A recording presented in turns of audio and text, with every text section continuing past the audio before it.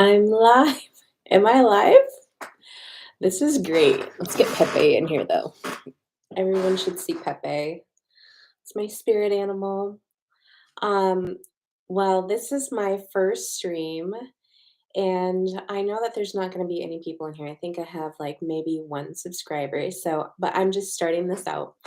Um, I wanted to start a podcast. And so right now I'm just kind of developing content. And I hope you guys enjoy this. The people that are going to be watching this, I'll share this with everyone.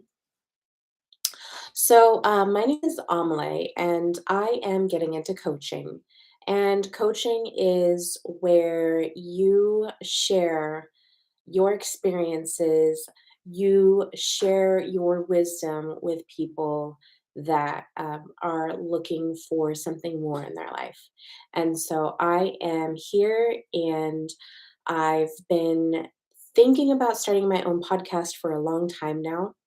And I didn't know what I wanted to do. I just knew that I wanted to podcast. I enjoy talking, I enjoy interviewing people, and so I do have some people that once I get up and running that they will be coming on, and so we'll be doing some side by side um, stuff with them. So hopefully I can figure out how all of that works, and it'll be kind of cool to see how that process plays out. So while I'm getting this all set up, I did have some topics that I wanted to discuss. And so I just have my phone here to kind of, if I need to do anything. So if you see me get distracted, just because I have notes on here. Um, so today I wanted to discuss a topic that I find really fascinating. So, first and foremost, we have the American culture, and American culture includes things like um, a lot of media, a lot of um, personalities. We have social media. We have just a lot of influences here in our country that really almost pervert and mess around with certain archetypes. And so the princess archetype is one that I hold near and dear to myself because of how much I relate to it. And I think a lot of women will relate to it. It is almost like the hero journey of a woman. So it's like a heroine journey.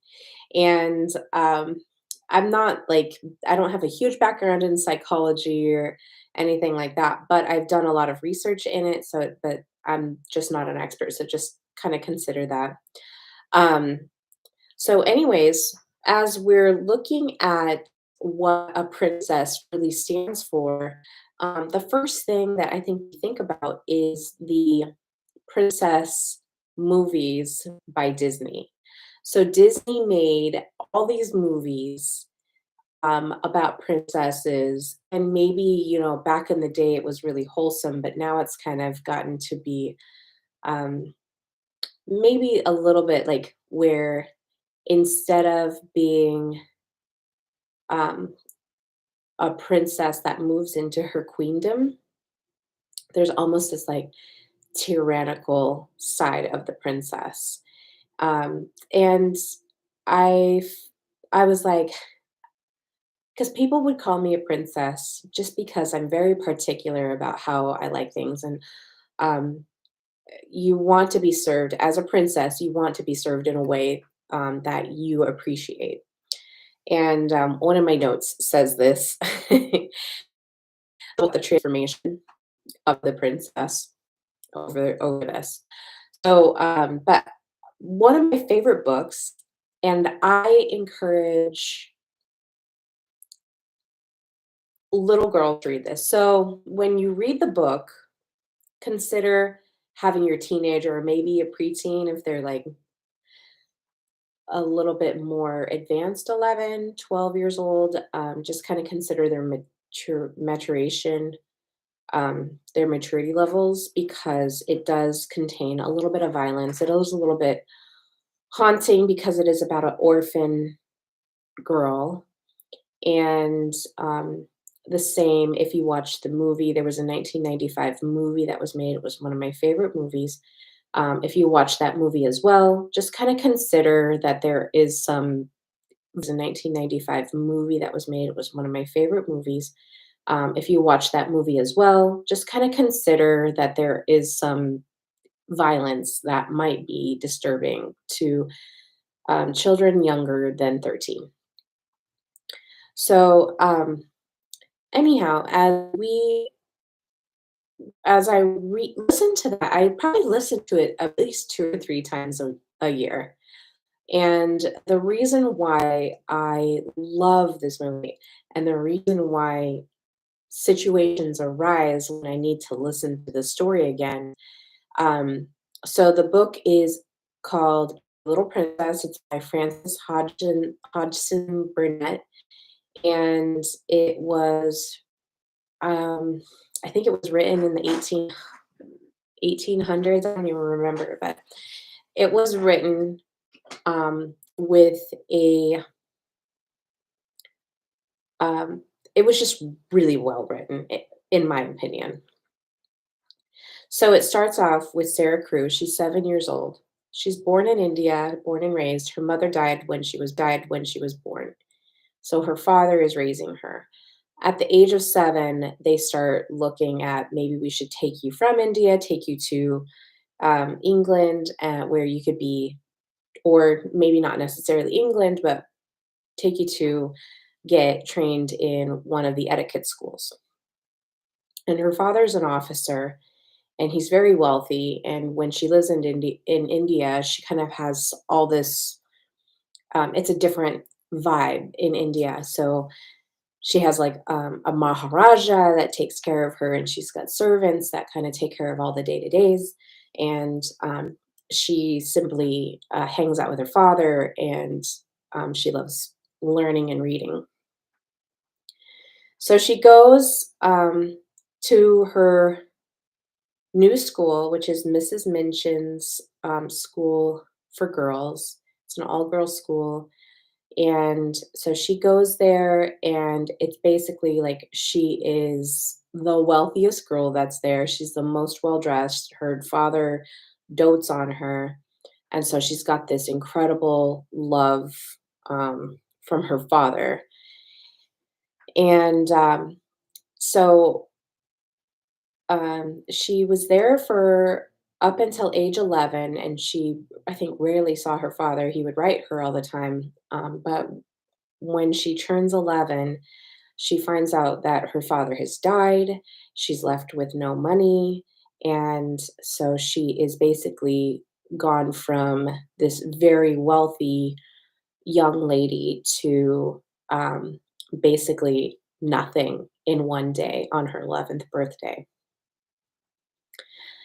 And so the beautiful transition from her going from really high up down to almost the lowest of the low, where you're in this horrific situation where for her it was her losing her father, her losing her wealth, not being having anybody to take care of her, and basically being left for dead. But Mrs. Minchin and her strike a bargain where she can teach the girls, because she is very intelligent, where she could teach the girls French and do the lessons. So not only is she doing um, uh, errands for Miss Minchin's school, she's also teaching the girls and also studying so that she has something to teach them.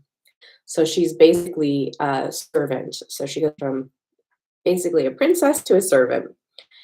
And this is the first part of that transformation. So the first part of the princess to queen archetype, the princess archetype, I'm just going to say it right now, is when I envision what a princess is, in our American culture, we almost think of it as a negative thing. Like, you're such a princess. That is what I think, like, immediately when I think about it. And I used to, well, at least I used to think that.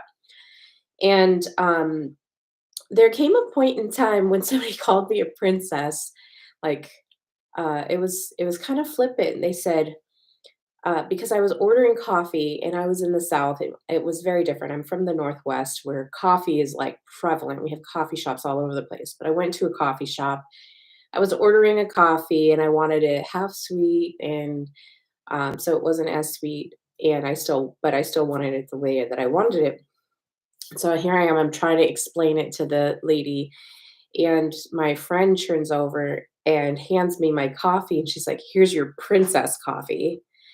And I just sat there and I was like, that's I didn't think that there was anything wrong with the way that I had ordered it. It's normal how I would have ordered it in the Northwest.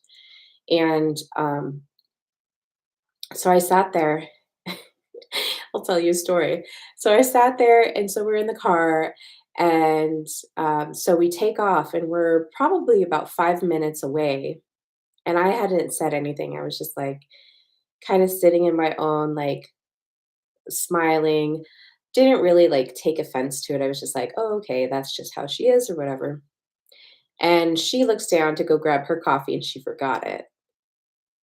And she had just made this snide remark about me being a princess, and I didn't say anything. She's like, "Oh my gosh, I don't have my coffee." And I was like, "Well, we should probably turn around and get it so that you can have coffee." And she's like, "Okay." And so she turns around and she's like, and mind you, I didn't say anything snide to her, I didn't say anything rude. So, I turn around, so we turn around and we go back. It's another 5 minutes, so it's 10 minutes to go retrieve her coffee.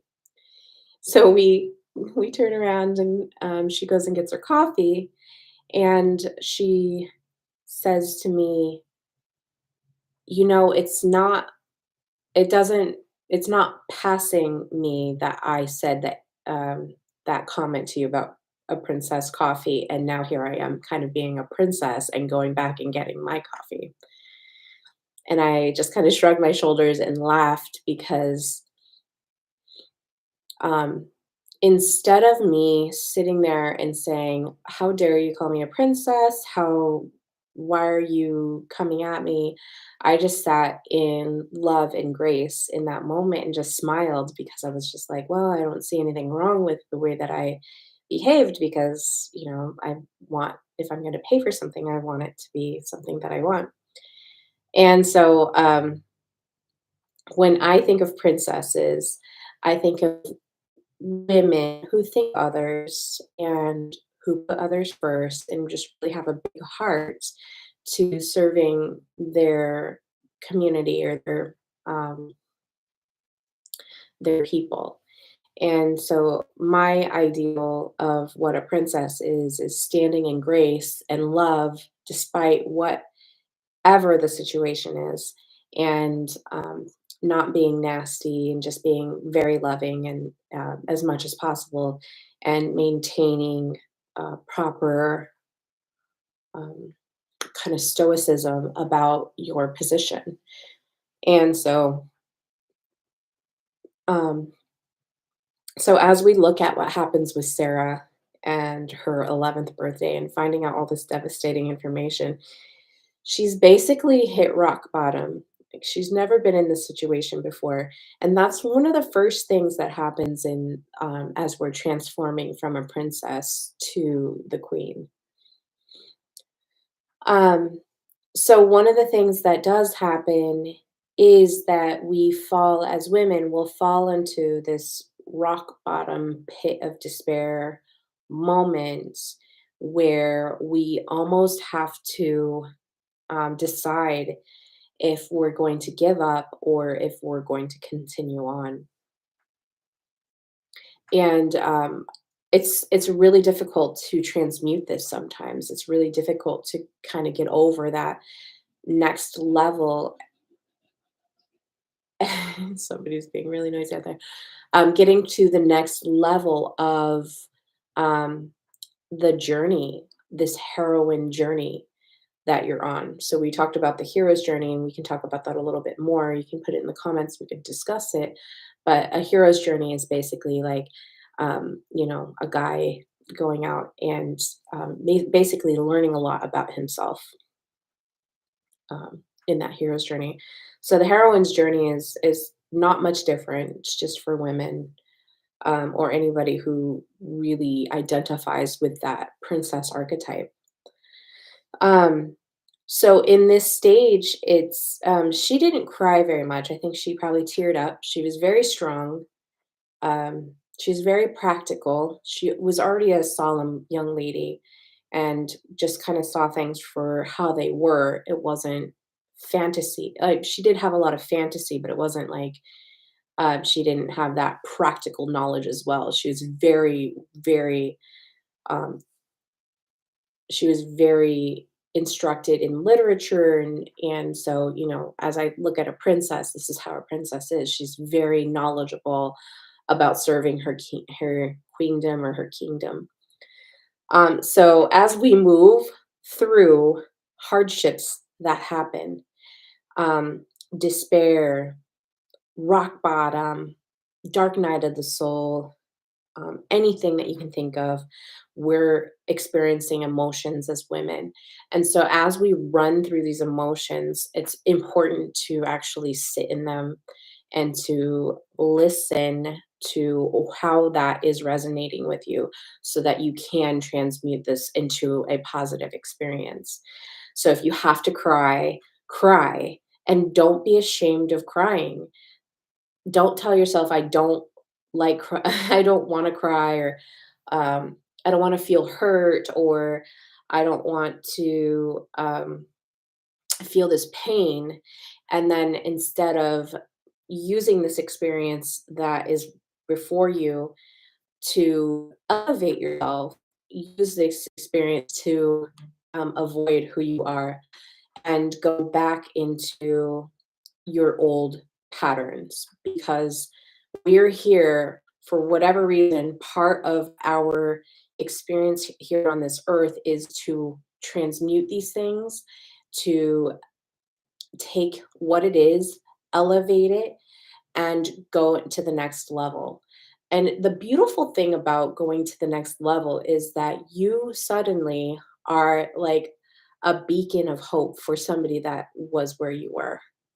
You're going to see those people, and your heart's going to go out to people, and your heart's going to go out to them in compassion and love and grace, and you're going to want to like pick them up and take them, in your arms, or just be there for them when they're ready for you to give your magic to them so that they can go up.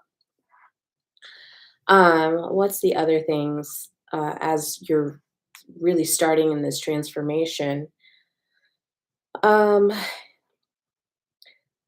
Just know that it's not forever. So these things just pass. And yeah, sometimes it's really shitty. I've dealt with a lot of really shitty situations in my life. And I'm just thinking of me. Most of the time, I find myself on my bed and I'm just like crying and dying, like inside, like, oh my gosh, like, I can't believe I'm going through this. Like, it was like, I'm so in love with this person, they don't love me, and it was just this wretched ripping apart of my heart, and having to deal with that and going to the next level. Um, Eventually, it got to a point where I didn't even deal with it. I was just like, "Okay, I'm just gonna work then. Um, I'm not even gonna try." And so that wasn't that wasn't a solution either.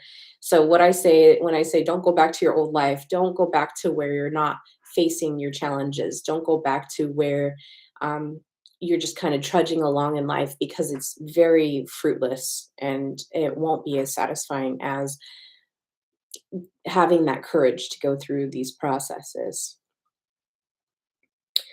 And then the final thing, as we're moving through this first stage of facing whatever that challenge is we're going through that facing of whatever the universe is like presenting to you. Like, you want to be a queen, you have to go through this shit. Sorry, not sorry. That's just how it's going to be. So as you're really working through that, just know that as you're going through it, even though it's shitty and it's sometimes through it, even though it's shitty and it's sometimes just really effed, that once you get to that next level, this veil almost comes off of your eyes, out of your mind, like the veils are lifted, and it's almost like uplifting and revitalizing to what your purpose here is. Um, so Sarah is experiencing some really hard things, and um, it's difficult for her to see as she's walking through this transformation. And it's so beautiful of how she handles it. She handles it with so much grace. Even though she's so young, she still does handle it with grace. Um, so once you get to this point, the next thing you're going to want to do is be so honest with yourself. Be daringly honest. So Sarah's attitude towards her situation was, yes, Miss Minchin hates me. She doesn't like her whatsoever. In fact, I think she probably envied or just I don't know what my best thing was. She just envied her so much, just her character, her ability to speak French and be really well versed and intelligent and kind of have all this stuff laid about her. She was like, well, if she didn't have that stuff, she wouldn't be who she was. And so, as she's entering this next phase of her life where she's being tested, she is insanely honest with where she is at in her lot in life. She does things without complaining. And because she was served and then went from being served to serving, she really had to look at things in a different light because they're the same characters that are in her life. It's just she was up here and now she's down here. And so it's easy to go from up here to down here and really put yourself in this victim status, but you don't want to be. As you start putting yourself in that victim status, you're lying to yourself. Yeah, some things are shitty. Some things don't work out the way that you want, but you want to be so honest with who you are, where you're at, the circumstances, because once you start lying to yourself, that's kind of avoiding the truth of the matter, and it's going to take longer to do that. One of the other things, so as we work through that, um,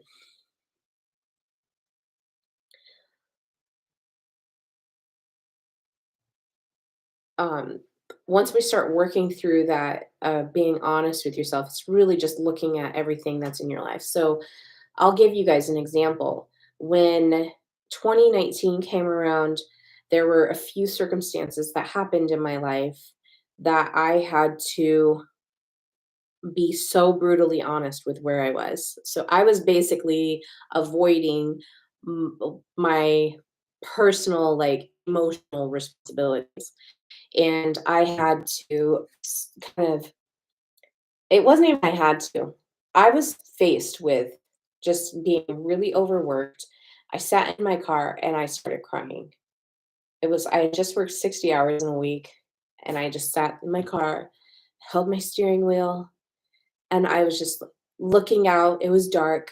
It was in October.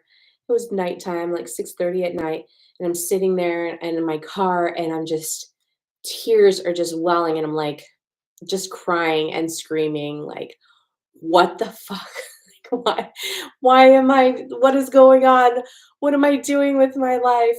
Like really in this horrific and these little princess to queen archetypes happen quite often, but um this is like as the veils are removed, you kind of go through the same cycle. Okay, how am I going to get my queendom? So I'm holding on to them and I'm like, oh my gosh, what am I doing with my life? And I drove home and I was just like, I don't want to die in this house. I don't want to be my boss in 5 years. I don't want debt. I don't want this. I don't want that. Like, what am I doing? What am I consenting to? And so, as I am being brutally honest with it, I realized that everything is not the way I want it. And so, I had to um, really reevaluate and um, just rediscover what do I really want? And I still kind of don't know, but what do I really want? Well, I know what I don't want. I don't want to be in a loveless relationship. I don't want to be in debt. I don't want to um, be in the house that I was in. Like I bought this house and I didn't even feel good about going into it. This house and I didn't even feel good about going into it. And so as I'm being honest with myself, I'm doing this inventory, and so I really recommend that you guys, if you're going through something really difficult and it's overwhelming, just kind of do an inventory. Okay, here's where I'm at. Here's where I want to be, or maybe here's where I think I want to be, whatever. But just doing that inventory and just having this almost bird's eye view of everything that you're putting yourself through, everything that you're consenting to, is really nice to have. So that is something that I do recommend if you can sit down and write an inventory. I have uh, I have a job. I make this much money. I have a car. I owe this much on it. I have, this house, or I rent a house, or whatever it is. Just have a full inventory of whatever it is. I find it's helpful to do things that have your finances. Find it's helpful to have things that have your relationships. And so that's not just like intimate relationships, that's your personal friendships, your work relationships, anything like that. And then move on into really just kind of eyeballing all these things. What do you want? What kind of steps can we get to getting to that? So one of the things that I wanted was financial freedom. And so I made some decisions to be more financially free. Um, so realizing that I wasn't in these situations that I wanted to be in that were giving me confidence and really making me blossom into a better person, um, I had to kind of continue peeling things up. Oh my gosh, I don't want that. Oh my gosh, no, I don't want that. And so, I did go around and find new groups to observe, and I was able to do that. Sarah Crew was not able to do that. She basically was I don't want to say she was a scullery maid, but she slept next to the scullery maid. So she was basically like an instructor that was unpaid. So whatever debt that she owed to Mrs. Minchin, um, she was basically made into an indentured servant. Um, Potentially forever. So as far as she knew, that was the kindness that was extended to her. So once you do this inventory, this personal inventory, um, it's really nice if you can get away from things that are kind of clouding your thinking. So if you're in a relationship and you're like, I don't know if I want to be in this relationship or whatever, try and find a way to kind of get away from that situation and really evaluate on your own what your energy is. So I say this because a couple months ago, I think I've mentioned it in a couple streams, but a couple months ago, I found out about human design. So human design has these different types of profiles, and it has different numbers. So I found out I was a 6-2 reflector. And what does that mean? It means that consciously I'm a role model, subconsciously I'm a hermit, and I'm like total hashtag relate to this because it's true. And so, and then a reflector is one of the most rarest. I think there's maybe 6 different types of people. So there's manifester, generator, manifesting generator, projector, um, reflector, and I think there's one other one. Maybe there's only 5. I don't know. But anyways, I found out I was a reflector, and that's the most rarest type.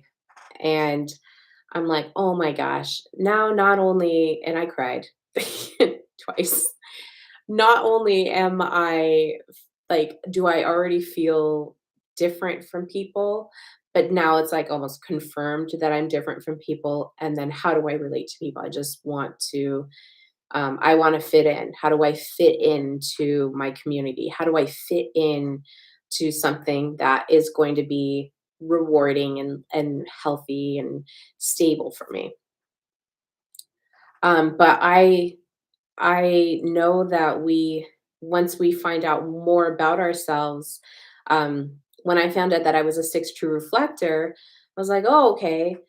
Me being around people that are negative is not a good thing because I'm like taking on their energy and it's draining me. It's basically killing me. And so I had to spend some alone time to get rid of those energies, bring in the good energy that I needed, that positive energy because I reflect that stuff. And as I look back at my life, it was true. So now I'm like, "Oh, okay, I need to spend a lot of time alone," and I do spend a lot of time alone. When I think about how I am on the daily, I love being around people, don't get me wrong. I am gonna be working from home next week, and I'm like, I have severe work FOMO already, like, what's be happening at work while I'm there? So, definitely, like, being able to have time alone and really love and appreciate who I am and how I relate to these situations. So as you're like moving through these really difficult transitions, or just facing some deep fears or doubts, and being honest with yourself, like spend time with yourself and really love yourself. Think of if you're having to deal with something that happened in the past, like a past trauma, like think of that part of you. Just, like, look at that person in the eye or, like, imaginary hug them, like, whatever you gotta do to really relate or, like, imaginary hug them, like, whatever you gotta do to really relate to them, to really soothe that part of them. Um, the more you spend time alone too, like, if you're meditating or if you're just, like, taking a bath, like, whatever you gotta do to do alone time. I really recommend baths. I recommend Epsom salt baths. It will help you relax, because that central nervous system just gets attacked on the daily, and the more you can relax it, the easier it is you're going to be able to tune into your body, and we want to be in tune and, in touch with our bodies. Um, but you want to kinda get to know who you are, and there's no better way than spending time alone. Now, if you find that you're having a difficult time spending time alone, um, that's definitely something that you should probably talk to somebody about and see, like, why you feel that way. So a lot of the times people will be alone and they can't sit in the silence. It's, like, uncomfortable. People will be on like I'm doing right now, they'll be on, and they'll think that they have to talk the whole time. They just can't be quiet.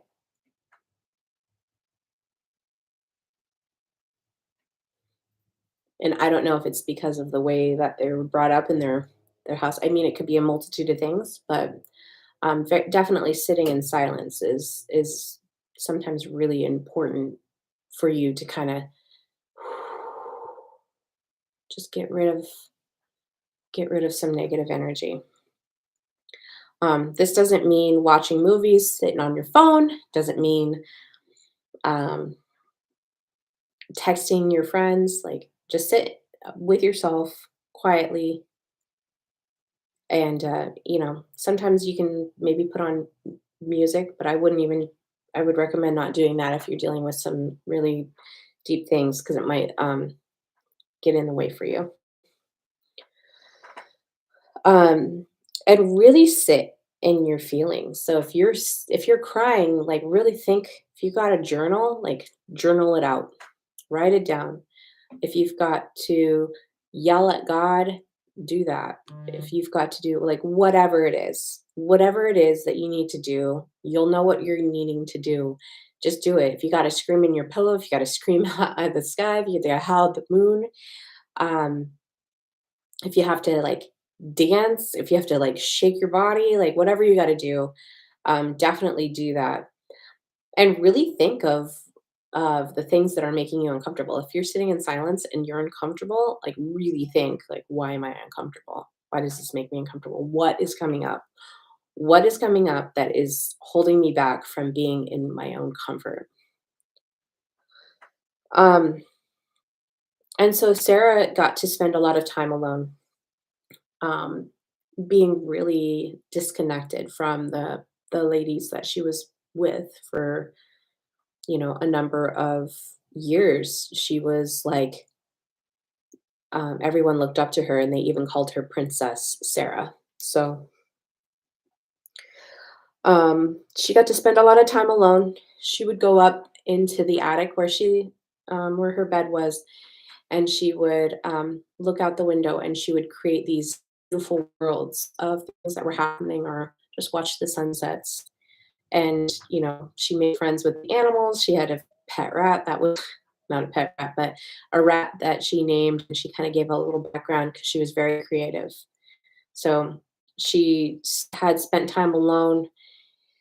And then the other thing, she would walk by this family's house. So I don't want to spoil the book too much. I know it's like been around for a while, but one of the things that she did was there was a family next door, and there was this old man from India who was sick, and this family that was basically the lawyer, the manager, the financial manager that had a huge family, and so she had named all of the characters that were there, and she was just really fascinated with them because he was from India, and so was she, and so they had this like little bit in common.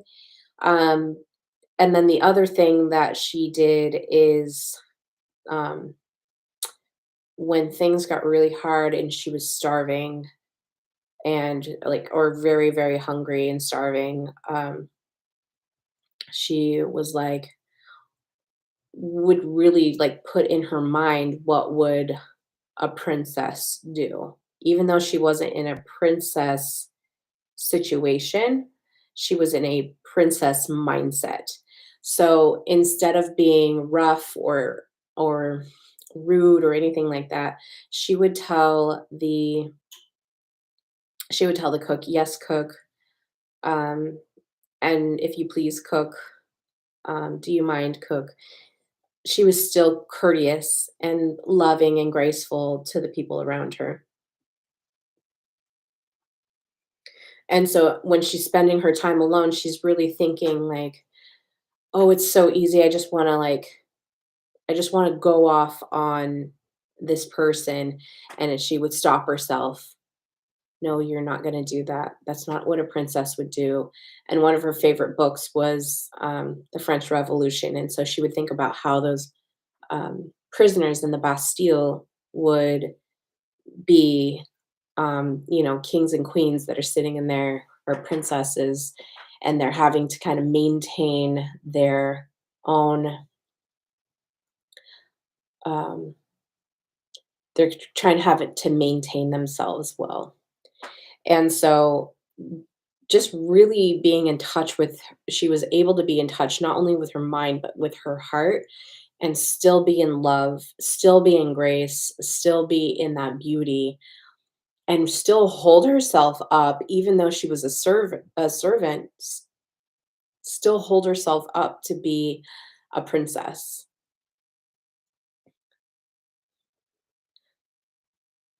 So the next stage of being going through this princess to queendom archetype is be creative. So being creative is so necessary for a woman. And I say this with such experience, and such like I if you are having a hard time and you're not connecting with yourself, you're bitter, you find all these negative emotions really coming out that you're not able to connect with people, create something. Um, I don't know if cooking is something that I would suggest, but if you're making something beautiful, yes. So if you're making pies, if you're making tarts, so if you're making pies, if you're making tarts, um, yes, I would say that's fine. But something that's beautiful, make something beautiful. So this could be planting a beautiful garden, which is just digging a hole in the ground and putting a bulb in, and or just picking out certain flowers and putting them in your yard, putting plants around the house. Um, Being creative can be redecorating a room. It could be creating a piece of art. It can be um, dressing different. Like just be creative. Do something that you really can sit in and be beautiful in and feel beauty, not just like coming into you, but going out of you. So that's why I say create something beautiful that you've made with your hands. Um, and that's why, like, planting a garden is perfect. Doing a piece of art is perfect. Like, go do a wine and paint thing. I don't know, like whatever you're feeling comfortable with. Step out of your comfort zone and do something that doesn't necessarily resonate with you. But I found so I had a situation. I was working so much. And um, not only was I completely bitter and just kind of really rude to a lot of people, um, it wasn't kind. I wasn't being a kind person. But so I'm like going through this and people are noticing and they're just kind of avoiding me instead of being around me because I would just kind of snip at them instead of be kind. I wasn't being a princess. I was avoiding. Um, and then a situation happened where my friend wasn't being a princess. I was avoiding. Um, and then a situation happened where my friend was like, "Hey, you want to start this hobby business?" And I was like, "I don't know. I don't know, think I have a lot of time to do it." Well, it ended up. I ended up getting like laid off, and it was supposed to be laid off every other week for summer.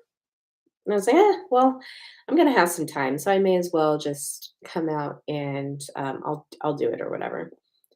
And so I started doing it, and I started going live on Facebook, and I went live almost every single day. And so I'm going live, and then I started developing all these like new friendships and relationships, and so many people that I'm gonna send this to. Um, they had such a beautiful impact on my life. Like my personality changed. So here I am on live, like I am right now. Like this is where I shine. This is what makes me happy is being able to nurture others with magic or whatever people see in me that they're just like, "Oh my gosh, I'm really magnetized and attracted to that." Like whatever that is, like this is why I do live streams. And so I'm not only am I doing these daily live streams, it's transforming me into being a much more pleasant person. So much so that the managers are like, "I don't know what she's doing, but keep it up. Like it's awesome."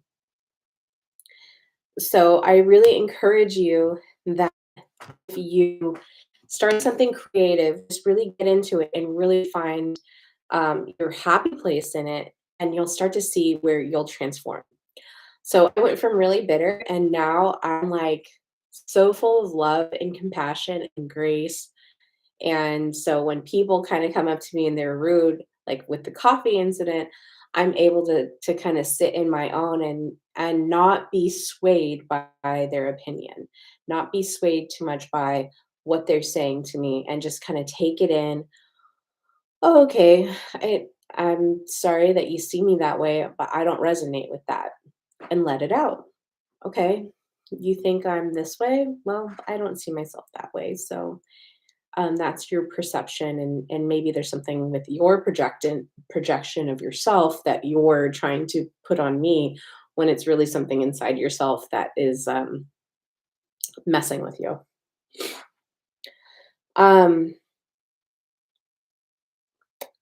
so once we're getting into this creative space, we're looking to be as authentic and and unique and expressive as we possibly can. So this is the step where you're going to take almost this feeling of self-worth, because we're down in the dumps, right?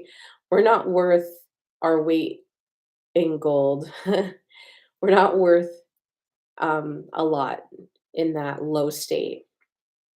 And that's why I said you can start to be a victim of that and just avoid the process of getting over it and lifting those veils, or you can sit in it and be there for a long time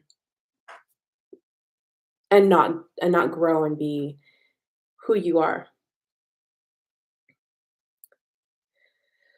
So I really had to um I really like looked at that, and as time passed on, I was like, wow, like that was a beautiful magical transformation had happened to me.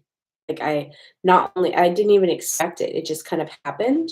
And then when I got the feedback of, "Oh, your personality is better," I was like, "Oh my gosh, I didn't even realize I was coming off that way." Like, I literally did not realize I was coming off that way.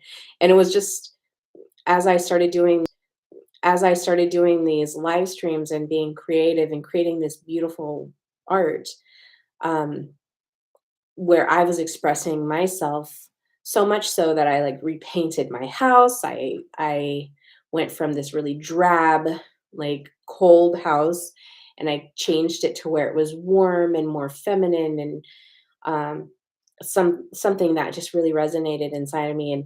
And there's more to the story, but as I'm going through this stage of my process of transforming, um, I'm watching it shape who I am, and so I'm really seeing like how my creativity is is broadcasting this like beautiful love. So now people look at me and they're like, because I used to say like, oh, I'm very masculine. I like to take action. I love negotiating. I love business. I love doing all these things. I love making money. I love all this stuff. And then it's it almost like was stomping out my femininity of like being loving and graceful and connecting with people, which I also love these things. Being really graceful and creating beautiful art and speaking with people and having community and all these beautiful things that are that are typically associated with women, where they're the community connectors and they're the caretakers of the community. Uh, I started resonating with that a little bit more and developing that a lot.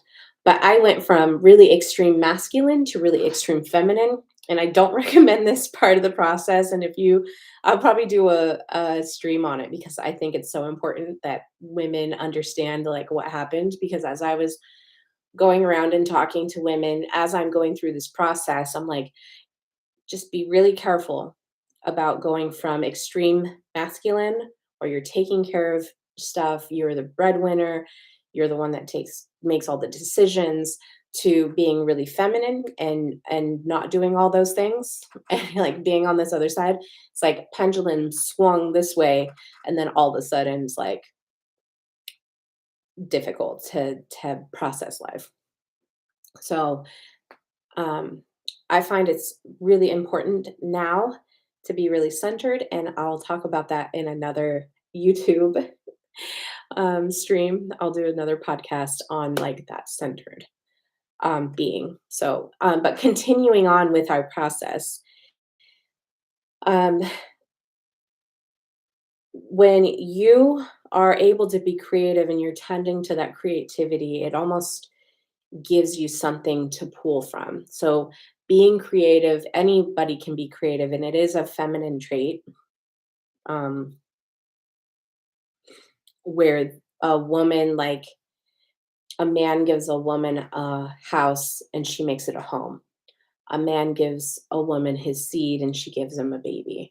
You know, this is part of that creative process. So understanding where you are, and it doesn't necessarily have to be a man and a woman. It could be your masculine energy feeds into your feminine energy, and then you create things. So co-creation is super important, and that's why we connect with our community, because we want to have this beautiful community connection with people.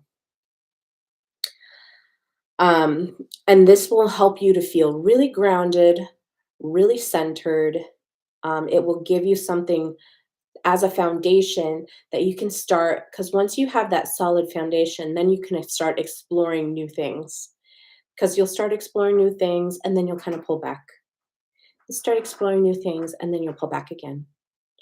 And so as you continue expanding your experiences, expanding your personality, expanding your creativity, expanding even by traveling and seeing different parts of the world, you'll start to um, see how that you'll always have that little safe space to return to, and it's important to have that as you're exploring new adventurous parts of yourself. So I'm very adventurous. I'm like, "Oh, there's something to go and see? Like, sign me up. I'm ready to go.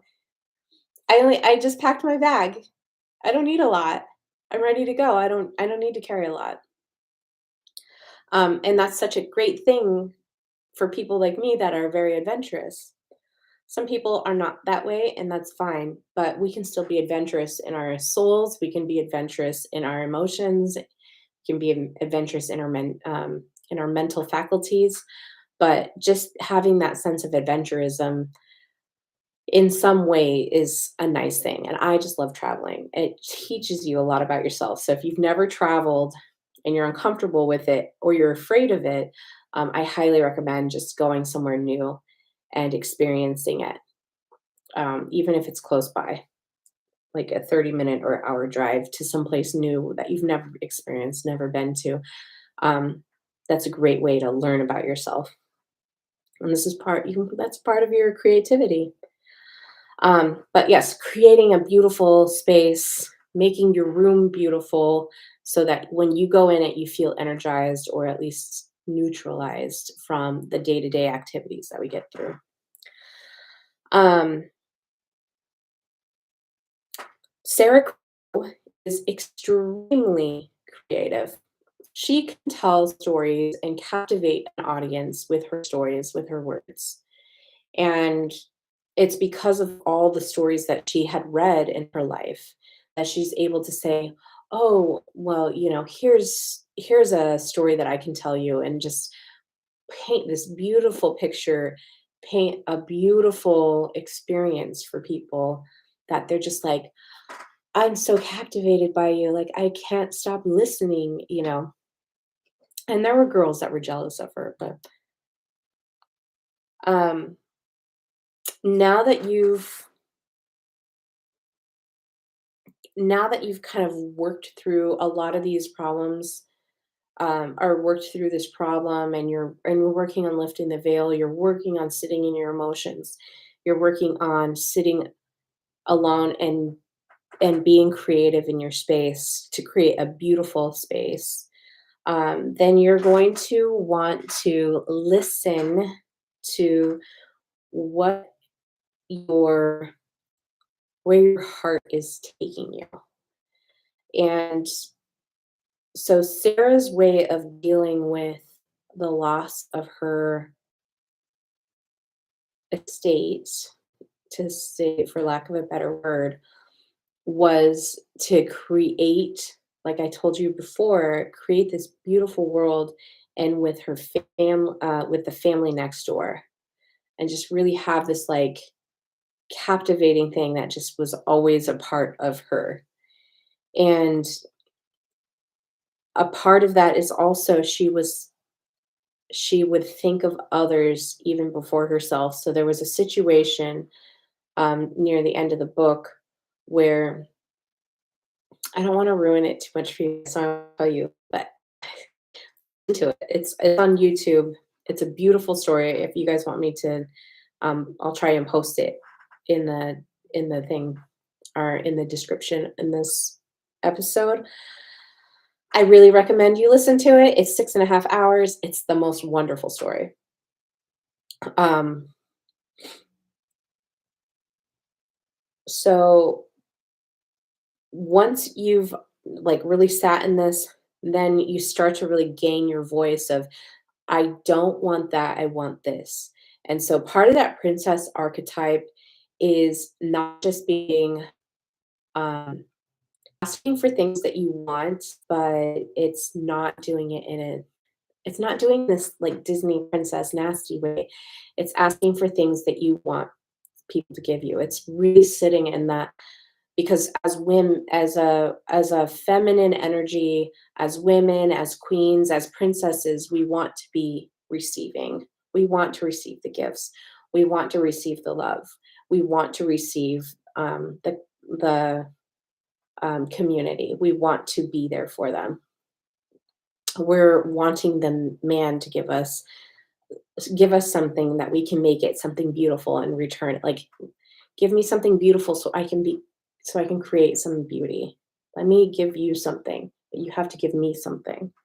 So really like figuring out what that is, how that looks, and processing it. Sometimes you're going to be in this situation and you're going to be facing your intimate relationship of, I'm in an intimate relationship.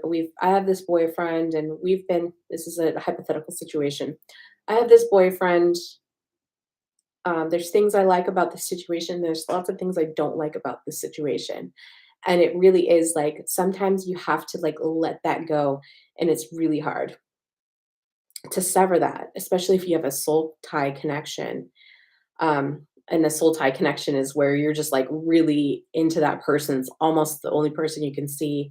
It's very intense. It happens all the time. And people don't talk about it.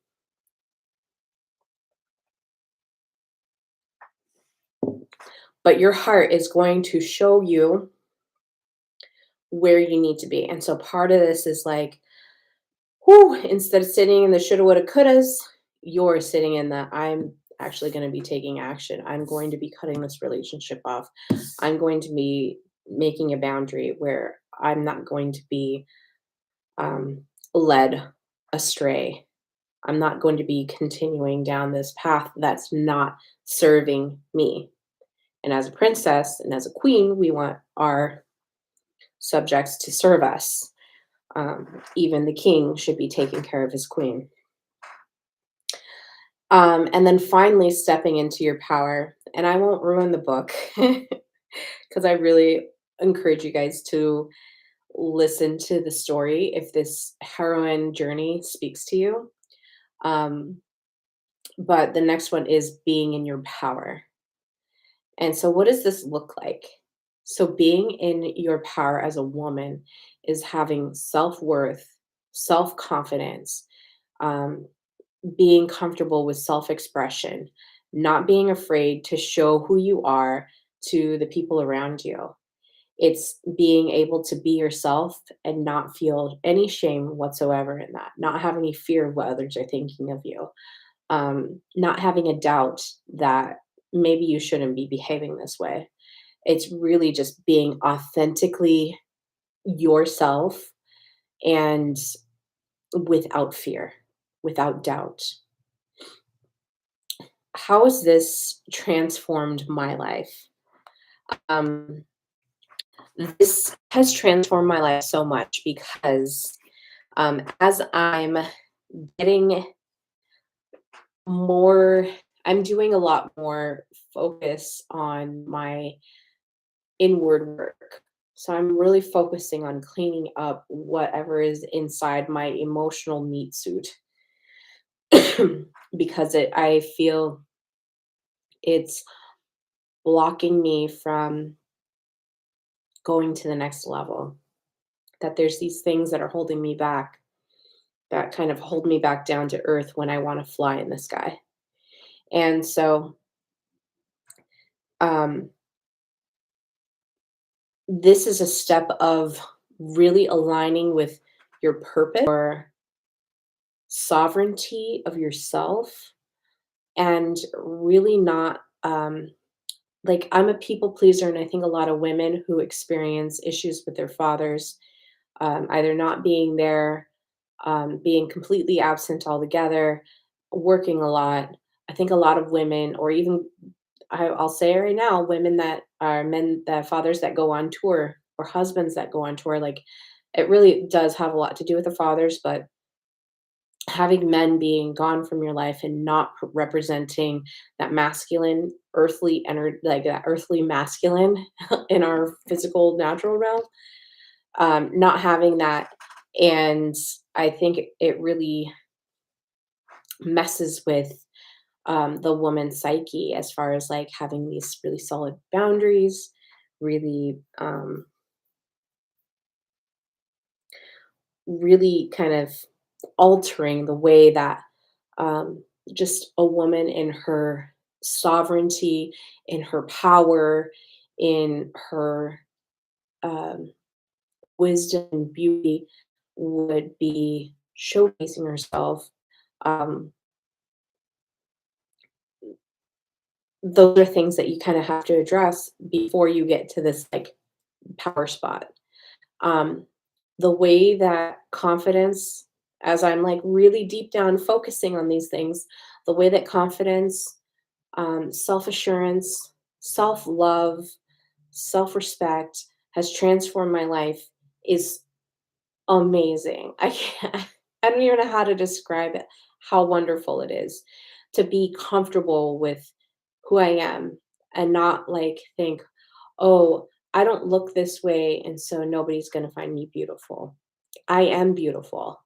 It, and I I could have messed up hair and I would still have a lot of beauty because it radiates from within me. It's not the way that I look like on the outside. It's radiating from the inside out. It's showing people love and compassion and really being there and listening um and being present with people. That's my gift. That's every woman and man that's present is a gift. That's why they call I used to think it was so cliche. I was like, that's so silly, you know. That's why like the past and future are not the present because the present is a gift. Present is a gift. I was like, oh my gosh, that's so silly. But now it's like how true that rings of me being um in my power and understanding that, oh, I'm in my power. It doesn't matter what people say to me. Um, I am of a different kingdom. I'm in a different world altogether than other people, and I love them so much. They're giving me they're they're going to be giving me the gifts, and I'm going to be taking those gifts and turning it into something beautiful. And that's where the queendom comes in. So as we go through the rest of this princess archetype, once we get to queendom, it's super duper important to to really like continue the process of developing those princess characteristics until you're just in your sovereign queendom. And it's so powerful, it's so beautiful, um, it's so magnetizing, and I can't express any more about how wonderful it is once you're there. But you're talking about a whole bunch of confidence, um, you're able to meet other people and really ignite them as well. They're like, "Oh, wow." They're like, "Oh, wow, this girl's got it. I want to be around her because I want that too." So you start magnetizing people with this really beautiful energy of grace, confidence, um, love of yourself, awareness of yourself, and um, you're able to sit and be, I don't wanna say, like, judgmental, but, just be really honest with those around you.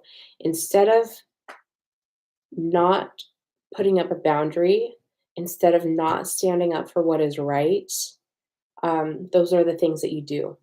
You have boundaries, you make decisive calls, um, you're tough when it comes down to it.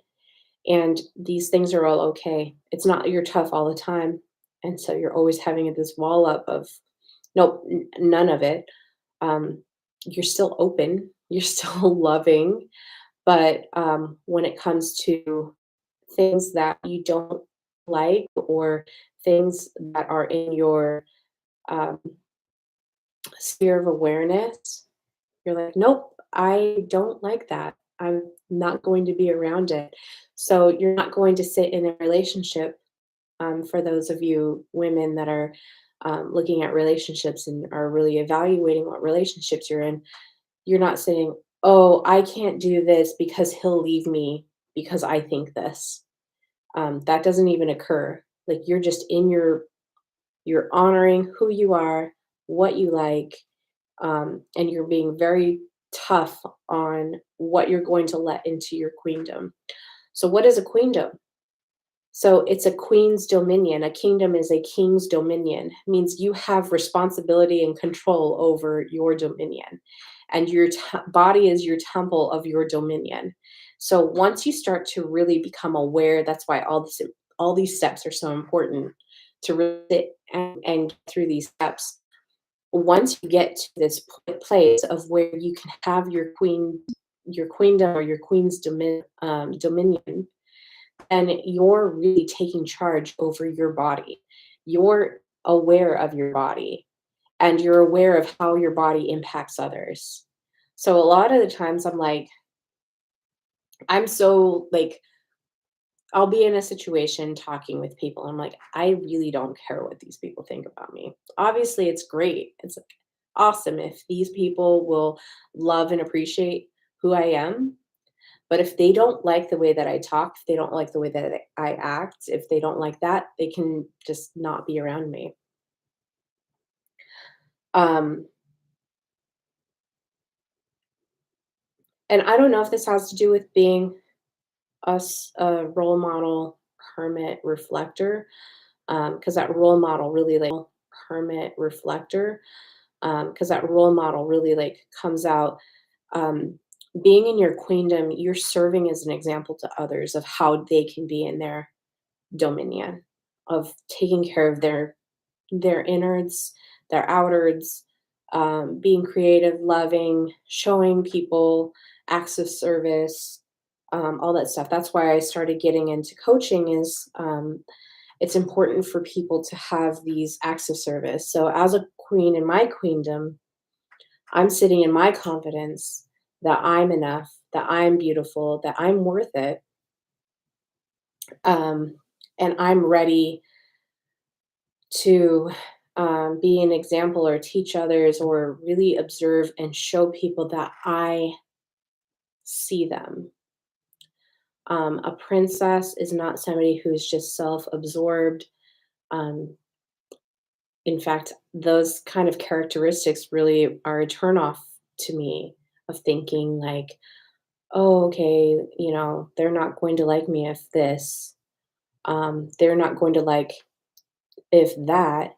And those are lies in our head of things that are just kind of trying to like really keep us down. So eliminating those fear and doubts of being in that situation, uh, and really kind of taking yourself out of there, lifting that veil that these stories are lies. People don't really think that. Once you start really exhibiting who you are, you'll find that people are really drawn to you. Um, and I think it's really important that you go and practice these things on maybe people, not, I don't want to say people that you don't really like care about, but people that it's not really going to have a huge effect on you if whatever. So um, you can practice these things on people that work behind the counter of wherever you're at, grocery store, convenience store, the gas station, like wherever you're at. You can work these confidence things out. Just be jokey and laugh with them, look at them in the eyes and like listen to their stories if they're telling you something, ask them questions, just be really engaging with your community of people and really start to see that, oh, okay, I said this to this person, they didn't react the way that I thought that they would. The story in my head told me something else, but this person didn't act that way. In fact, they were really kind to me, and so that story is dishonest, and I'm not going to believe that story anymore. And once you start chipping away at these stories that you have and you start to reveal who you are, that's when that inner queen comes in and she's confident. She's standing tall and like looking over her queendom, or she's sitting tall and just watching everyone give her a show. It really is like that sometimes. Or maybe she's the life of the party and she's just going around spreading her love and joy to everybody. And that's where the queendom comes in. So um,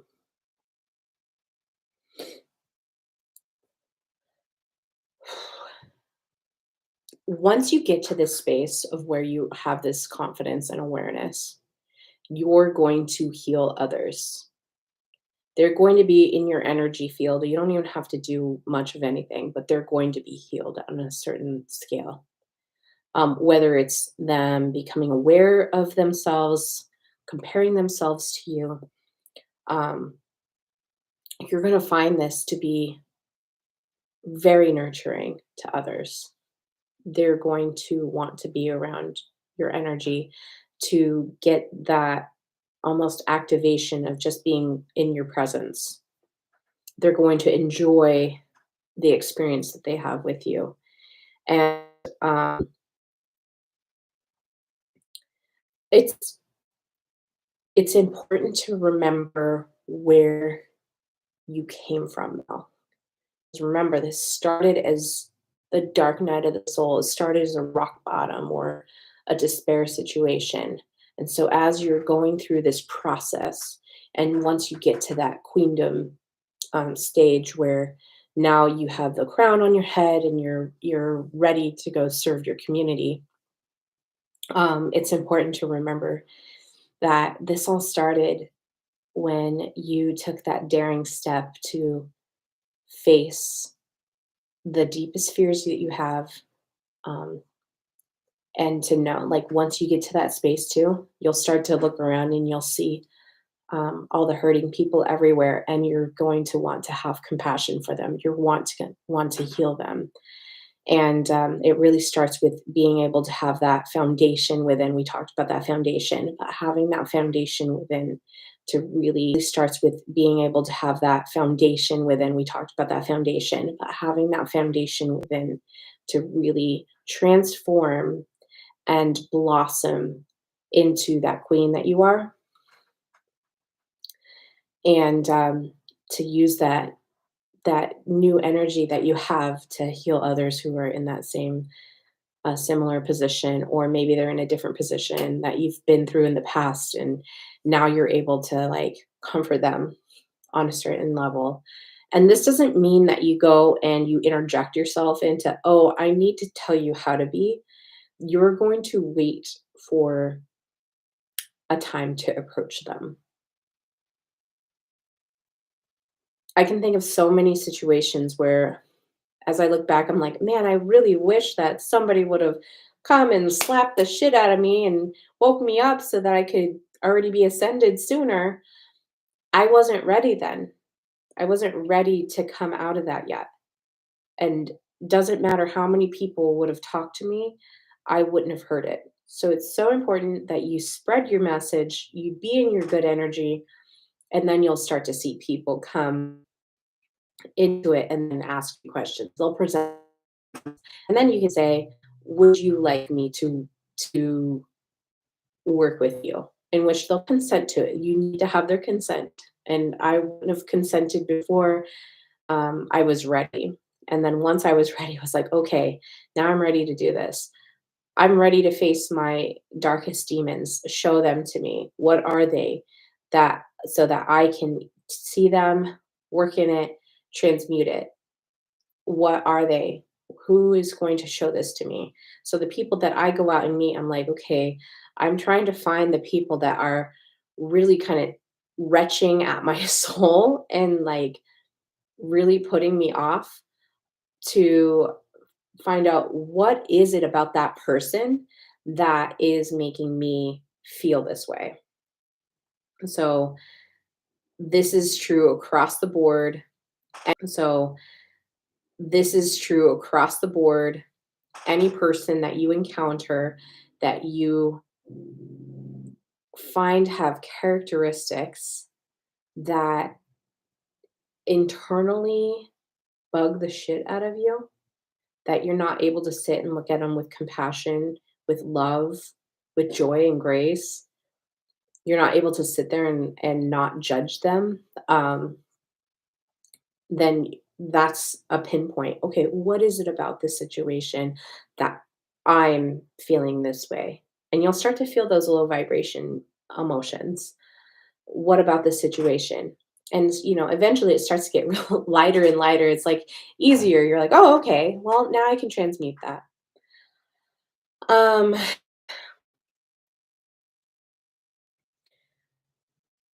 this is a part of how you can best get from through that heroin journey. And I just really appreciate I just really appreciate this princess archetype because I really enjoy um, the inner child work that I've done. And I know that there's a lot of healing that has to be done with the inner child. And so for me as a woman, I want to heal myself as the princess archetype um, of almost feeling orphaned and rebellious, because I think those two things go hand in hand. If you feel orphaned, or like I said, where your dad's not absent, he's gone a lot, he works a lot, he's on tour, like any of those things, where the male role model is gone out of your life, and there's no replacement male role model that is stepping in to be there for you. It really does pervert the princess into where she has to face this. And I'm only speaking into this is because it's true for me. Um, so that princess is that innocent, that sweet girl, the one that's like creative and romantic and needs to be cared for and doted on and loved.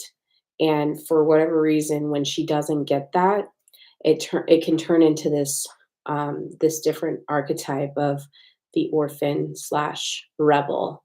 So as much as Sarah Crew wanted to be rebellious, she really controlled that a lot and stayed in her princess archetype instead of going into her orphan. Um, Poor me, I don't have a father. I just want to be loved. She never really expressed that. It was just like transmuted into just being hope and anticipation that one day maybe her Prince Charming would come and rescue her. So she stayed in her princess. And it's not that she had these temptations, because she did, but she really remained in her beautiful, sweet, innocent princess archetype instead of being rebellious and doing something horrific to Mrs. Minchin or whatever the situation was, or feeling victimy, and and feeling just like nobody likes me whatsoever. I'm just left on my own, which I've experienced all three of those types for a long time. And so, the more that we can remain in that princess and move into queen, I think it's going to be really key. So, all right. Well, I hope you guys enjoy this video. I'm so excited that you're going to be able to watch this. I'm going to try and get all my Facebook lives up here so you guys can have those as well. And I will try to post once a week. I think Thursday night seems to be a good night for me, um, to do a once a week broadcast. And so I think next week we will do a. I might have two next week, but definitely next week we're going to um, talk about foundation. We'll talk about foundation more, and there was a topic that I brought up earlier. I'll listen to this again, and so we'll talk about that as well. And so I hope that you guys did enjoy this. Please leave comments in here. If you're watching this and um, you're not subscribed, please subscribe. This is the Radical Souls podcast. My name is Amelie, and I am looking forward to sharing my magic with you guys. Eventually, it's going to be where you guys can send entropies, and I will read your entropy, which is just like a paid chat. And so we'll have like live discussions where I can help walk you through things, just based on whatever um, the transmissions that are coming through are. All right. I love you, people. And thank you so much.